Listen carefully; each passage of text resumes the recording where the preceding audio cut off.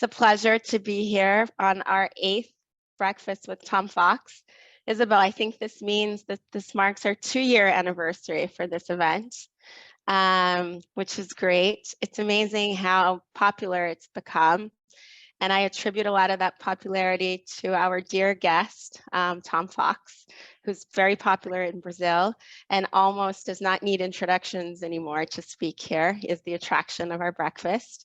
For those of you who don't know, Tom is known as the compliance evangelist. He has several books published on compliance. Isabel is holding some of them to show to the group here today. I recently became aware that he also wrote a children's book, which I think all of us in the compliance field with kids should probably acquire. And Tom, you can talk a little bit about your book if you wish later during our breakfast. But it's a pleasure to be here. It's a pleasure to be here with Tom, to join forces with Azevedo Sette and Isabel, always an honor. And today we have the honor of having a very special guest with us, Roberta, who Isabel will introduce to the group. With that, Isabel, I turn it to you. Thank you so much, Cynthia. Welcome everyone. Thank you again, Thomas, for waking up so early. He's in Texas, remember? So just to be here with us, thank you. I have the honor of having with us Roberta Porto, who's a friend. I'd like to think that we really have developed a very nice relationship over the years, working together, and she's going to talk about exactly what she does. But Roberta is a lawyer, and she has a master's degree in private law and a PhD, right, in administration by PUC Minas Gerais. She's in Minas Gerais. She is the compliance officer of Fundação Renova. She has many scientific articles published in books and magazines. She is a professor, a guest professor, at the Universidad de Castilla-La Mancha in Spain, and also Fundação Dom Cabral. I will let her speak a little bit about her position with Fundação Renova, but I just wanted to remind all of the participants that, which by the way, we have about 130 attendees. Thank you so much for getting up early. I know that you're here for Tom, but I also feel very honored by your presence. The way it works is that Tom will have about 15 minutes to tell us the latest about the FCPA and the new directives by the DOJ. He's going to talk about everything that everyone's talking about in the clawback. I'll let him speak about that. And when he finishes, we invite everyone to ask him questions. The questions will be picked up by Roberta. She is our moderator. And please use the chat. The questions may be in Portuguese or English, which, by the way, reminds me that we have our interpreter. Carlos is in the interpretation room. You can be in the room. There is in English or in Portuguese, okay? When you ask questions, please tell us your name and the organization you work for, you belong to. Tom, as generous as he is, has also given us a gift of a white paper about all of these developments, and we have translated them in a white paper in Portuguese and English, and it will be distributed when we thank you for your presence after this breakfast here with Tom. So, have I forgotten anything, Cynthia? Nope. Nope, So, you've covered it all. Without further ado, let me call Roberta just to say hello, and then Tom will start. Roberta, please, you have the floor. Hi, Thank you very much, Isabel. I'm delighted to be with everyone today as we go through this discussion about the standards that the OJ used to evaluate if either or not a compliance program is effective. It's a pleasure to be here today. I turn to you, Thomas. Thank you very much. And let's just start with the children's book. Yay! Being a compliance officer is awesome. I published this book right before Christmas last year, and within a week, it was #1 bestseller on Amazon. I've written 25 books. This is my #1 bestseller. Go figure. Wow. Anyway, if you want to explain to your children what you do as a compliance officer, that's what this book does. It's the story of kids who are traveling across the galaxy to the dog rescue planet. I'm a big believer in rescue dogs and adopting rescue dogs. So they're traveling to the dog rescue planet, which is called Planet Autastic Friends. And they're going to build a new facility for rescue dogs. And the story, someone offers them a bribe. So that's the story. I'd love for you to buy it. It's available on Amazon. It's much cheaper than my textbook. So if you want to have an easy way to tell your children, or maybe your spouse, or maybe your boss, what you do as a compliance officer, it's definitely will do that for you. But turning to some of the events over the past time since we visited, we had a major set of announcements from the Department of Justice. And we talked a little bit about some of those earlier this year. But since then, we've had the release of something called the Evaluation of Corporate Compliance Programs 2023 edition.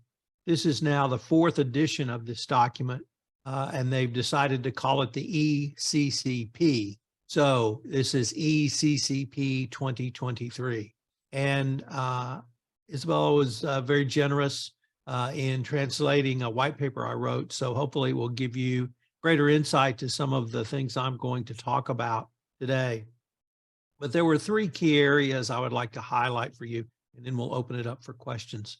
3 key areas of changes, I should say, in this version of the evaluation of corporate compliance programs. Number 1 is around incentives. Both financial incentives and non-financial incentives.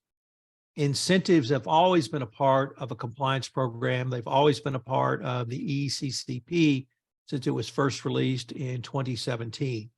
What is new about in this document is that you, the compliance professional, now need to take a deep dive into seeing the effectiveness of your incentive program. So, for instance, you now need to analyze the compensation incentives paid, and did it actually make people more do business more ethically and in compliance. You have to look at salary structures. You have to look at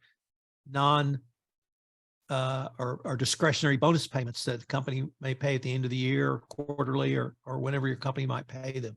Typically, that's something that's done by human resources or HR. But in this document, it says, no, compliance has to do it. So my suggestion would be, as a compliance professional, that you go down the hall or ping your HR, head of HR, and maybe sit down and try to gain some insight so that you can do that. You can certainly do this in conjunction with HR, but the Department of Justice is going to look to see if you have done that from the compliance perspective. Non-financial incentives, i.e. promotions. Who in your company has been promoted? Is the promotion simply based on whether a person made their numbers for the quarter, for the year, whatever it may be?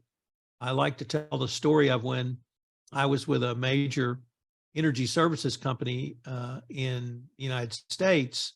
There was a country manager who said the following: if I violate our code of conduct, I may or may not get caught. If I violate our code of conduct and I'm caught, I may or may not be disciplined. If I miss my numbers for 2 quarters, I'll be fired. Well, guess what? He never missed his numbers. He is now Asia Pacific regional manager for that company. And because he's a very, very, very good salesman. But that was his attitude 20 years ago. And you can only imagine it's gotten more so because he's continued to go up the corporate ladder. So what incentives are you putting in place for promotion? What incentives are you giving employees in your compliance function to go to other functions, other corporate functions, whether it be supply chain, procurement, operations, whatever it may be. So now you need to do that type of analysis. That may or may not be something your company has ever done. But if you've done it, it's probably been done by HR. So once again, you're going to have to talk about or talk to HR about how do you do that. The way the document reads, if HR says, well, that's personal information and you can't have it, too bad for HR. The document reads compliance shall, not compliance may. And so it's given the compliance professional a very big tool if they need to use it to get the information to do the analysis. So that's sort of number one. Number two is disincentives, or what the document calls consequence management. And my daughter is 25, so I don't have young children. But friends of mine who do have young children say they like the term consequence management because they can use it with their children. But there'll be consequences if you do certain things. So I don't know if that's what the DOJ was thinking about or not, but that's what they call it, consequence management. And what that means is if people violate the code of conduct, if they violate policies and procedures, if they violate Clean Companies Act, if they violate the Foreign Corrupt Practices Act, what are the consequences to them? And it's not simply the consequences to them. It is, are you fair with your discipline and are you consistent? I worked at another company where we had 5 salesmen from Brazil cheat on their expense account and they were fired. Well, about a month later, the top salesman in the United States cheated on his expense account. And of course, the CEO said, well, we can't fire them because he's our top salesman. And I said, if we don't fire him, all credibility will be lost. Because if you fire people in one part of the world for cheating, you have to fire them in another part of the world if they're cheating, even if that's the corporate home office. So when I say both fair and consistent, fair means did someone basically get a hearing? Did you investigate, give them a chance to respond? How many times have they violated or cheated on their expense accounts, et cetera? But consistent means consistent across the globe or whatever geographic area you work in. So your discipline, your consequences must be fair and consistent. Once again, I would ask you to consider researching or tracking that information over a number of years so that you can show the Department of Justice. If you've got a discipline process and procedure, but no one's ever been disciplined, that's not a very effective program because you're not utilizing it. So you have to demonstrate their consequences if people make violations. Once again, you don't have to fire someone for a first violation unless it's severe, but you have to be fair, whatever discipline you use, and then consistent. The third area is something that the DOJ has talked about and now has formalized, and that is messaging apps, WhatsApp, other apps. And this, I think, has caused the most consternation for compliance professionals. Last September in the United States, the Securities and Exchange Commission sanctioned multiple companies totaling $2 billion in fines and penalties for messaging apps. So that got everybody's attention, as you might guess. And it was a little unique because it was regulated industries, meaning it was financial services or financial institutions who are under the governed by or regulated, I should say, by the Securities and Exchange Commission or the SEC.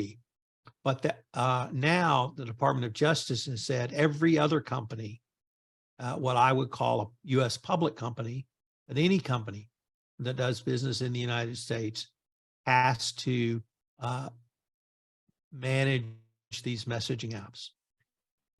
There's been a lot of, as I said, consternation, gnashing of teeth over this, but there is a way to do this. And it really starts with all of those fines and penalties from the SEC last year. All of those fines and penalties were against banks and financial institutions, financial advisors. So Goldman Sachs, JP Morgan, Wells Fargo, at the usual suspects. They all had policies and procedures in place to say, it doesn't say you can't use messaging apps. What it says is if you are discussing business terms or terms and conditions, you have to move to an app that the company can save. So, and then these companies, so they had policies and procedures, but they didn't follow those policies and procedures. And indeed, the managers over those policies and procedures didn't follow those policies and procedures. So the example I like to use is, say I come to Brazil and I'm coming to a presentation and I'm running late, I'm in the Uber or a taxi, and I WhatsApp Isabel and say I'm running late. Absolutely no problem with using WhatsApp or another messaging app to communicate that. But as I arrive at the presentation, we meet a potential client and we begin discussions on WhatsApp around some consulting project. And they asked me, well, Tom, what's your hourly rate and how would we look at structuring this project? Well, at that point, it's moved to a commercial discussion and I need to move to an application which can be saved by a corporation, i.e. email. I should not have that discussion on WhatsApp or some other messaging app that the company cannot capture or disappears. So it's not just having policies and procedures in place, it's training on those policies and procedures.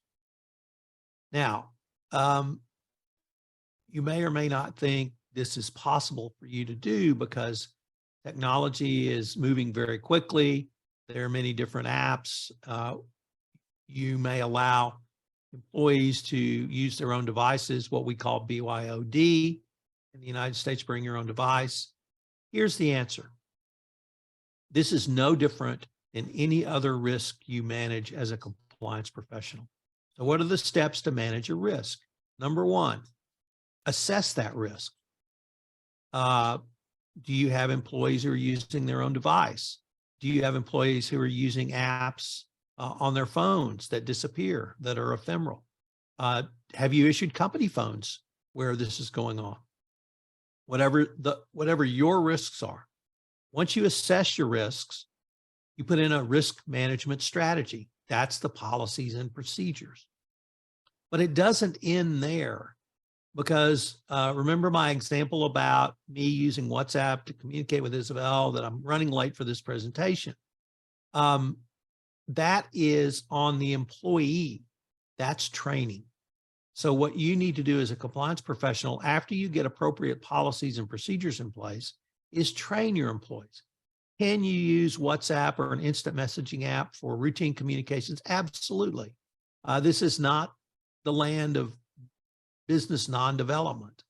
This is not compliance as the land of no populated by Dr. No saying, no, you can't do this. But what it does say is if you move to a commercial discussion that needs to be captured and memorialized, you need to move to an appropriate communications tool. So email or another tool that you have. Okay, so now we've had a risk assessment. We put a risk management strategy in place. You have trained and communicated on that risk management strategy. What's the next step? The next step is you monitor your effectiveness of your communications. Well, there are now tools that can monitor WhatsApp or other ephemeral messaging. And this was what we frankly didn't have 6 months ago or a year ago. So there's a technological solution. It by itself does not resolve the entire problem because it's just like any other risk. But if you can put a tool in place which can capture these, or at least communicate to an appropriate person that these applications are being used, then you can move to capture the information in them. And then from there, from continuous monitoring, you move to continuous improvement, which is to improve your overall risk management strategy. So if you think about these messaging apps in the context of this is just another risk, and it's a technological advancement, but it's simply a risk. And so if you use your risk management strategy that you would use for any other risk, whether it's third parties, whether it's doing business in a country that may be under sanctions, whether it's difficulty in a high-risk jurisdiction, whatever it may be, that's risks. And these messaging apps are viewed as risks. So if you'll think about it in those terms and break it down into concepts that I know you're not simply familiar with, but you use on a regular basis to manage risks, it will give you a way to think through a solution. And that's what the Department of Justice wants to see. They want to see you working towards having a solution. Are you going to stop all communications with these apps? Absolutely not. Should you do so? Absolutely not. But you have to be moving towards a solution. I was at a conference at the end of May, and there were two regulators there from the Department of Justice, and that's what they said they want. They want to see you moving towards putting in a risk management strategy, training on that risk management strategy, monitoring that strategy, and then improving it as necessary. If you think about that in the context of any other risk you have, there's a couple of other reasons. And I interviewed someone yesterday who had a little bit different take on this that I thought was really interesting. Her company has one of these tools, these technological solutions that allow you to monitor those types of apps. But she said that the generation coming into the workforce, millennials and Gen Zs, they have had these types of communications tools their entire life. And so for them, that's how they communicate. And that if you don't allow them to communicate in the way not only they're most comfortable with, but frankly, they're most efficient with, you will lose out on talent. And so someone like me, I thought email was the greatest thing I'd ever seen. And that was a huge innovation for me in the 90s. But I'm not from the generation of obviously Gen Z or millennials. So compliance is not in the business of stifling innovation. And the people who say, oh, compliance, this is just the DOJ stifling innovation. No, it's the DOJ saying a new risk has arisen and manage that risk with transparency and auditability. So I think there's lots of different reasons. Obviously, when the regulators say do it, that's a reason. But I was really intrigued by this woman yesterday who said, if you don't manage this risk, then you're going, and if your response is you can't use WhatsApp, period, you're going to lose out on talent and talent is going to be the key differentiator for your corporation going forward. So I had not frankly thought of this issue in the context of generational workforce change. So lots to think about there, but I think there is a solution, and I think the solution is the same solution that we would use in any other risk. Now, 2 years from now, there may be a new risk that comes up that we haven't thought of, and I'm sure there will be. But if we use the same process of assessing risk, putting in a risk management strategy, training on that strategy, monitoring the effectiveness of that strategy, and then improving as appropriate or remediating as appropriate, I think that will go a long way towards satisfying the regulators and giving you a business process to really handle any new risk which may pop up or come forward. So that was really the kind of 3 big areas I wanted to talk about. I know we've got several questions. So Isabel and Cynthia, I will pitch it back to you guys. In fact, it will be Roberta who will actually be our star here today. And I have to correct myself and apologize. The questions have to be put in the Q&A. Roberta, I know you were going to say that, but since Tom gave me the word, here it is. It's in the Q&A, not the chat. Roberta, you're on. Thank you, Isabel. Thank you, Tom. We usually consult your books, Tom, and listen your podcast, so it's a unique opportunity to ask you directly. I have 2 questions. The first one's, João-elect board director and former CCO of Petrobras, and Eunice Alcântara. The question is, email messages and every type of messages following through corporate networks are easily monitored. How about WhatsApp and other message apps? How to track them? The network is outside the corporate's network and might be volatile. And Eunice's question is related how to considering the difference between the critical issues and the routine messages, as you mentioned, logistical discussions or say supply chain discussions. Sure. So as to question number 1, there are now companies that have technical solutions to that.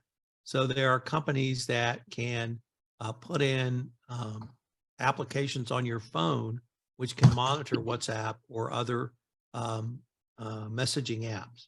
Now that requires, obviously, the employee, if it's a BYOD or personal device, it requires the employee's permission to do so.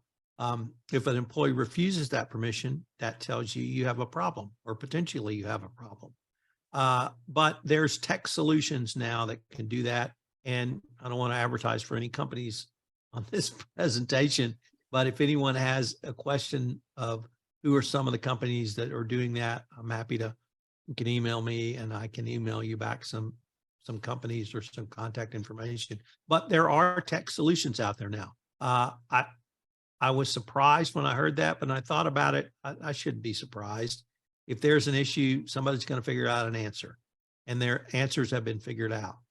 And those companies, unless you're in what I'm going to call regulated industries, but financial services, banks, insurance companies, those types of industries, that's where these solutions are being developed, because all of those institutions have more direct regulatory requirements than what the DOJ has just announced this year. So that's where the innovation is coming in. And I'm trying to talk to more of those people so I can get information out to you and compliance officers and the compliance profession that there are technological solutions available. As to the second question, that's where the training comes in. Now, no compliance officer has 100% visibility into all employees all the time. You don't want that. That existed in a book called 1984 by George Orwell. We don't want that. Big Brother is big enough. i.e., you've got to trust your employees. You have to tell them what the requirements are, and you have to give them incentives to follow those requirements. And then you have to step back and let them do business following the requirements. But that's no different than really any other type of compliance issue. If it's a meal and you have a set meal limit, you're not going to be there at the meal with them if they go over. You have to trust your employees to follow the rules. And if they go over, they need to come to compliance and explain the situation or get pre-approval if that's appropriate. There's lots and lots and lots of situations where employees make a decision on following the rules. And that's where we come in, because we have to tell them if there are rules and give them training. You can't expect to put a policy and procedure in place, not train people on it, and expect them to follow it. Maybe the lawyers on this call would, it's because we're lawyers, but business people, they're typically not looking at policies and procedures on messaging apps. So it's training, it's communication, it's testing the effectiveness of that training and communication with a technological solution. So it's really that entire kind of continuum or line that I tried to outline of risk assessment, risk management strategy, training on that strategy, monitoring the effectiveness of that strategy, then improving as appropriate. Thank you, Tom. Diane Nabuco from CRA, she is concerned with privacy and cybersecurity risks. With the rise of remote work and digital information, this is something new in our agenda. So are you seeing companies putting cyber privacy and internal communications in this risk management bucket? I think they are very much aligned, but I see people treating them differently. This is Diane question. Sure. So that is another issue many are struggling with, but Brazil has followed the EU with very strong privacy laws. In the United States, we do not have a national privacy law. We have some states with privacy laws. So you have to be cognizant of those privacy laws. And that's why if you allow employees to bring their own devices and utilize those for business purposes with these types of apps, your solution must be focused on the business communications they're engaged in. You can't look at their personal photos. You can't look at their communications with their spouses. You have to have a targeted response. And I think there are technological solutions that allow you to do that. Thank you, Tom. I have a question. The design and implementation of compliance programs can foster a positive compliance culture, but it's a challenge even have metrics to measure that. Could you share some examples of successful metrics that really incentivize a compliance culture? Sure. So if let's take a discretionary bonus paid at the end of the year, and I'm going to pick the number 10%. So 10% of your bonus is based on compliance. So did that person did they violate the code of conduct? Did they violate any policies and procedures? Did they take their training? Did they do anything sort of above and beyond expectations? Did they communicate with the compliance function? Did they, pick up the phone and call if they had a question? Did they develop a relationship with anyone in compliance? Are all of those, I hate to use the phrase soft and squishy, but yeah, but that's what discretionary bonuses are often made up of. And that's where HR can be most helpful to you, because that's what HR does. They look at cultural measurements and see if People are they part of a team? Do they work together? Have there been any interpersonal issues? All of those things can go into a discretionary bonus decision. So there are ways to do that. The basic metrics you can put in place start with training. If they travel overseas, were there any issues, with travel, whatever it may be? So there are different ways to do that. And what you need to do, though, is put a procedure in place that articulates those things. Your measurements don't have to be perfect, but they have to be transparent and they have to be auditable if a regulator comes knocking. Thank you, Tom. And João Elec has another question that it's something that it's on my radar too. And if the person is a manager, it also matters whether his or her subordinated staff compliant with compliance metrics. Can we include the behavior of the team as a compliance metrics for the manager? Absolutely. And that whoever raised that question, well done. But absolutely, managers manage, and that's part of their job duty as a manager. And having your team in compliance is a metric that you can utilize, because that not only communicates to that manager the need to do business ethically in compliance, but every person on that manager's team will see that. And they will understand that's the culture we have here. And if I move to a manager's position, I'm going to be expected to do that as well. By the way, Tom, that was our dear friend, John Elec, who happens to have been the Chief Compliance Officer of Petrobras during the car wash operation. So he definitely knows what he's asking. Roberta, please, just a comment. Hi, João. Recently, I've read an article that states that the latest records from the DOJ shows that the prosecution of white-collar offenses have been declining for more than a decade, and that the majority of cases are closed without prosecution. A further clean finding is that decision to criminally charge a business in contrast to an individual for engaging white-collar criminal activity is extremely rare, just 1%. In your point of view, how does this data related to DOJ seeking compliance program effectiveness? So I'm not quite sure where that data may have come from, but in the FCPA world, that's not correct. The last decade, 2010 to 2020, was by far the most FCPA cases brought ever. So wherever you got that data, it doesn't apply to FCPA. Broader white collar, I'm not quite sure of that. I don't look at other areas. So, but within the FCPA, it ebbs and flows. And so the biggest year was 2016.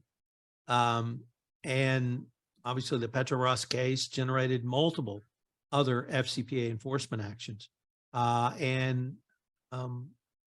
So it sort of ebbs and flows up and down. It's been, we've had, I think, 6 this year. So, and that's equal to or more than last year already. So it's picked up a little bit. The regulators tell us more are coming.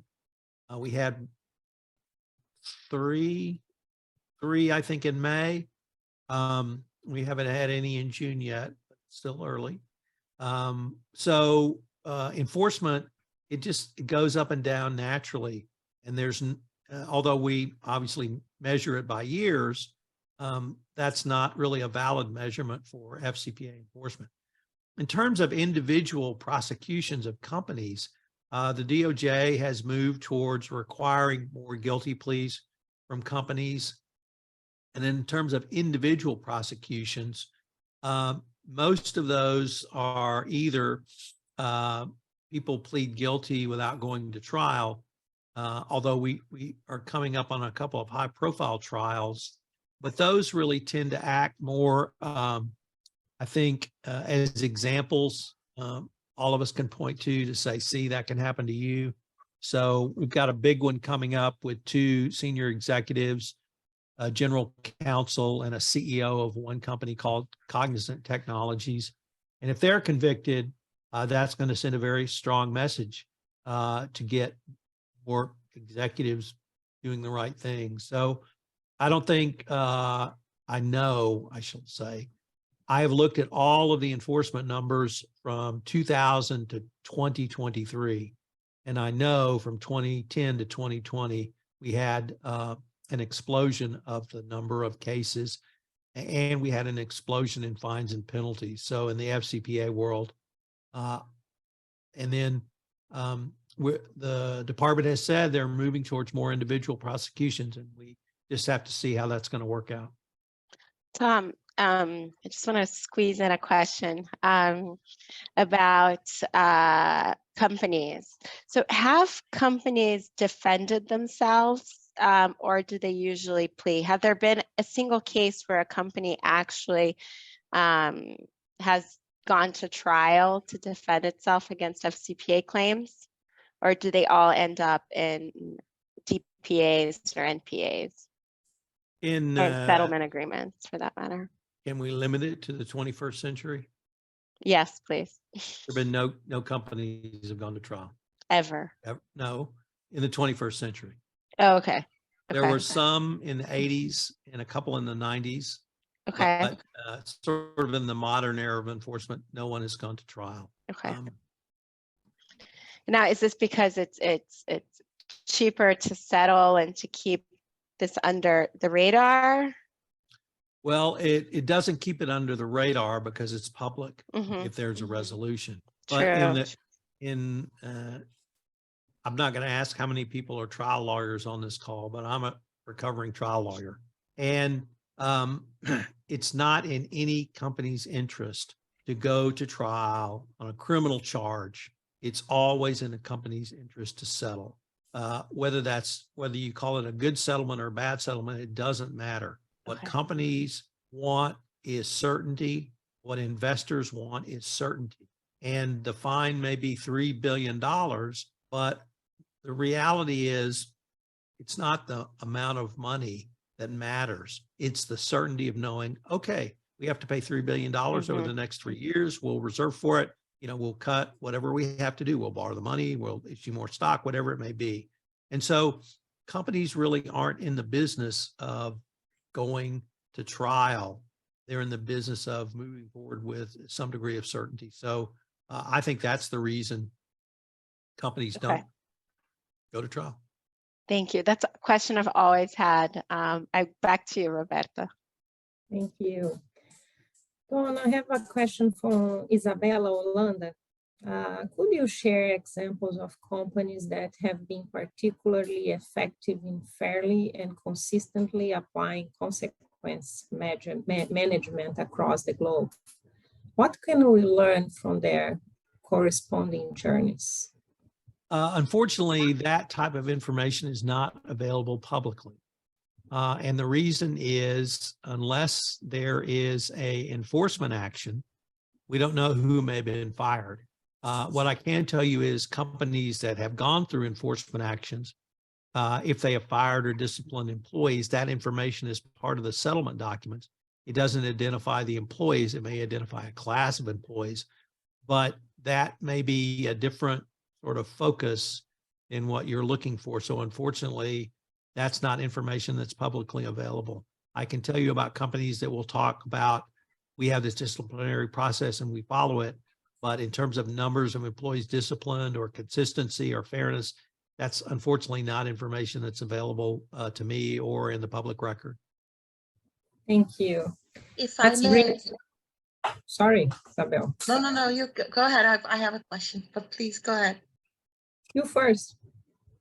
I was going to say, I heard all you said about, how the DOJ is really sort of putting pressure on companies to move on finding a solution, at least with all of the questions of the apps, the messaging apps, but also, of course, they don't expect immediate results, but they want companies to do something. So has the DOJ also given a hint of what sanctions they have in mind, how they're going to find out that the company's not doing it or even violating what they're supposed to be doing? So let me start by answering that from the perspective of the Securities and Exchange Commission, who issued the $2 billion in fines last September.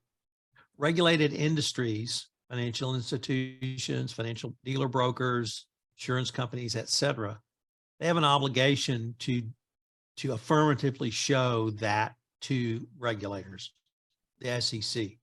And if they don't show it to the regulators, they'll be fined, whether or not there's a violation, whether or not there's an FCPA violation or other legal violation. That obligation does not exist for U.S. public companies, meaning those on the stock exchange, or even private companies who are not regulated. So the DOJ can come in and ask for that information, but typically they're not going to fine a company like the SEC did. Where we're going to hear about it is if a company gets into trouble for violating the FCPA, and it turns out the entire bribery scheme was communicated being one of these messaging apps, and a company either doesn't have access to it or didn't save it or store it. Now your next question is going to be, well, Tom, if it disappeared, what did anybody know about it? Here's the thing. There's always a record. Somebody's kept a screenshot. Somebody's got something. Somebody may be saving up to be a whistleblower. It doesn't really matter. Somebody's going to have information. And even if it's, a lot of people on this call have done investigations. And so, if there was a violation, if I'm sitting across the table from a salesperson and there was a FCPA violation, it's my job to work backwards to figure out how they communicated that. So, and that's what investigators do. And people on this call have done that. So thank you. There's ways to find that out. Somebody always knows. Well, bringing this discussion to Brazil, we experienced an increase in our investment in corporate compliance program in the last decade, fostered by the passage of anti-corruption Brazilian law. At the same time, though, according to the Capacity to Combat Corruption Index in Latin America, Brazil has declined in the index for the 30th consecutive year, falling from the 6th place in 2021 to the 10th place in 2022. Additionally, Brazil's overall score is down 6% since last year and has fallen by 22% since 2019. The Transparency International Corruption Perception Index also shows that Brazil's position declined. From a social perspective, how could all those corporate investments in compliance function really contribute to a more ethical business environment in Brazil? So the very last question you asked me, ask it again. Do you think all this investment in corporate compliance programs can really contribute to a more ethical business environment in Brazil? Absolutely. Absolutely. First of all, the Transparency Corruption Perception Index, or TICPI, it is a measure of multiple factors. It is not simply business. It is not simply business ethics. It is not simply business culture. It looks at social factors. It looks at politics. It looks at investments. It looks at journalism. It looks at a lot of different things. And remember, the title is key. It's the perception index. It's not an absolute index. TI has not said, oh no, Brazil's been very bad. We're going to move them from 6 to 10. That's not what this index is at all. So that's kind of point number one. Don't put so much weight on the TI CPI to say, oh, our culture of doing business in Brazil has dropped. No, the business culture in Brazil, in my opinion, has dramatically improved. And once again, a lot of people on this call are responsible or have worked towards that. And the amount of money companies have invested in compliance has grown and continues to grow. And frankly, Brazil is one of the world's leaders in business across the globe. And for me, one of the positive outcomes from Petrobras was that now Brazilian companies who are truly international, they are leading the effort to do business ethically and in compliance, and they're demanding that of their suppliers and vendors and the people they do business with. So, and it's just a series of factors. Obviously, it started with the law. It started with companies complying with that law. But then it started with companies saying to those who do business with them, I'll stick with Petrobras, you have to have a compliance program in place, and we're going to come look at it, and we're going to make sure that you do business ethically and in compliance. And I know that because I've done contracts for U.S. contractors or U.S. companies who subcontract to Petrobras now. So to say that the Brazil dropped on the TI CPI, that may be correct under the TI CPI analysis, but their analysis is very different than an overall business environment, and even more specifically, Brazilian companies making the decision to move towards a more ethical cultural foundation. Thank you. Don, how do you see the criticism about compliance as a commodified product, leading consultancies to form an industry of ethics providers? And what is the role of DOJ guidance on corporate compliance program in these cases or scenario?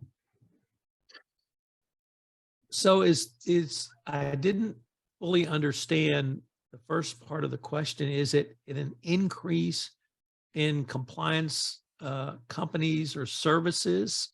You maybe some compliance programs are not aimed to really foster compliance culture or behavior. They just want to comply with the law. Okay. And yes. We deal with that in Sure. our routine, and how we see that with DOJ guidelines and how to deal with that, and how DOJ deal with this problem. Paper programs, absolutely. So what the Department of Justice started saying almost 2 years ago in October of 2021 was the number one factor in whether a company does business ethically and in compliance is culture. And culture is a lot of different things. It's policies and procedures, it's the rules, it's knowing what the rules are. It's incentivizing your people to follow the rules. It's the leaders leading. It's, as I said with Petrobras, communicating to its subcontractors, you have to have a compliance program in place, and you have to do business ethically and in compliance if you want to do business with Petrobras. So it's a much broader kind of remit now than culture. What I cannot tell you, because we don't have anything more from the DOJ except that we're going to start looking at culture. There are no enforcement actions where that's been a key component. And at the conference, I asked that specific question to a DOJ representative, and they just said, it's coming. Whether it's coming or not, I don't know. But until we get some clarity, I can't really tell you how they're going to assess that as a part of an overall enforcement action. But culture is clearly being seen by the DOJ as the key factor. And as they continue that evolution in their thinking, I think we'll see more information from them. Thank you, Tom. How do you see a certification process? Do you think this is an important tool, useful tool to a chief compliance officer in order to guarantee that there is effectiveness in his or her program? How do you see that? So I assume you're talking about the CCO certification program. Yeah. And others, we have different ones here in Brazil also. Okay. Well, always remember, you can never guarantee anything. You might be able to guarantee I'm going to have a cup of coffee when we finish this presentation, but that's about as far as I would go on guaranteeing something for myself. So you can't guarantee your compliance program is effective. You can certify that you've looked at everything and it appears to be, and so you may be required to sign that. This is something that's new for compliance professionals. We have it now for companies who have violated the FCPA, and it's written into their deferred prosecution agreements. But in the United States, we've had that requirements for chief financial officers and CEOs to certify financial results since passage of Sarbanes-Oxley in 2002.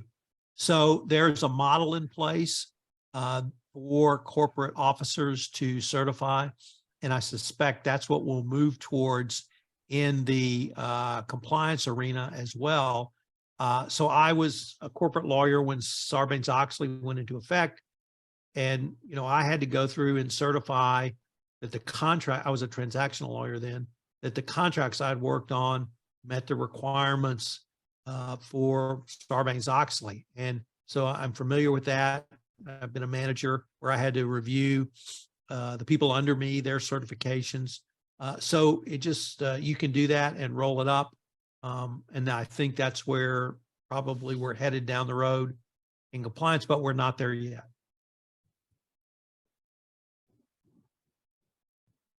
Thank you, Tom. Well, now, unfortunately, we come to an end because I love this program. Tom, we could go forever. I have so many questions. I was just really wanted Roberta to be the start here today, but I think I'm going to give you a call to ask you all of the other questions that I have. Thank you, everyone, for coming. You will receive a white paper with the developments that Tom talked about. Our breakfast with Tom Fox is done quarterly, so the next one is September. We try to have it on the first day, but we always have to check everyone's agenda. So Tom, I also wanted to thank you for your words on Brazil and compliance, because that's what I tell my students and all friends, practitioners, the difference that Brazil has made. We owe it to Lava Jato, of course, but he has really done an incredible change. I think that we feel all over the world with what we did here in the past. Cynthia, please. Sure. Well, Isabel, I wanted to thank you, thank Tom, and thank Roberta. I think of all the breakfasts we've done thus far, it just keeps getting better. For me, this was the most elucidating one. It was very clarifying. Thank you, Tom, for having that ability to simplify such complex theories and terms. And Roberta, it was really a pleasure to spend time with here today. And thank you, Isabel, for selecting and inviting Roberta to join us. And I look forward to our next one. Yes, since I have one more minute, I want to thank Carlos Abelina, our interpreter, and also remind all of you that all of these wonderful books are on Amazon, and his bestseller. What is it called, Tom? The bestseller? Can you show it to us? Being a compliance officer is awesome. has become a bestseller with his children's book. Wonderful. That's really, really great. Tom, I look forward to seeing you after the summer. Your summer here, it's very cold already, and sometime in September. Roberta, again, it's been an honor to have you. Thank you all, particularly my team, Tatiana and Jennifer, who are always there putting this program together, and hope to see you again very soon. Thank you so much. Have a wonderful day. Thanks, guys. Bye.